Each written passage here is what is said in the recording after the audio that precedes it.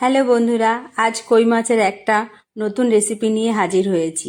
চলুন কি করে রান্না করব দেখা যাক। কই মাছগুলো সুন্দর করে পরিষ্কার করে ধুয়ে নিয়ে এর মধ্যে একে একে কিছু মশলা দেব, সেগুলো বলছি। প্রথমে হলুদ দিয়েছি, লবণ দিয়েছি, শুকনো লঙ্কার গুঁড়ো দিয়েছি কয়েকটা কাঁচা লঙ্কা, আর দিয়েছি জিরে 2 চামচ পরিমাণ মতন জিরে বাটা দিয়েছি, আর দিয়েছি 1 চামচ পরিমাণ মতন কাঁচা লঙ্কা। এরপরে দিতে হবে সর্ষের তেল। এইগুলো সব উপকরণ দিয়ে সুন্দর করে ভালো করে মাখিয়ে নিতে হবে, কারণ এই মাখানোর মধ্যেই মাছের আসল স্বাদ। কই মাছটাকে আমি কিন্তু আজ ফ্রাই করব না, একদম অন্যরকমভাবে রান্না করবে, এবং খুব ইজি এবং খুব সুন্দর হয়। এইভাবে রান্না করলে সত্যি খুব টেস্ট হয়। মাছের আসল টেস্টটা এইভাবে বজায় থাকে। 10 মিনিট, মিনিমাম 10 মিনিট ধরে মশলা দিয়ে সুন্দর করে মাখিয়ে নিতে হবে।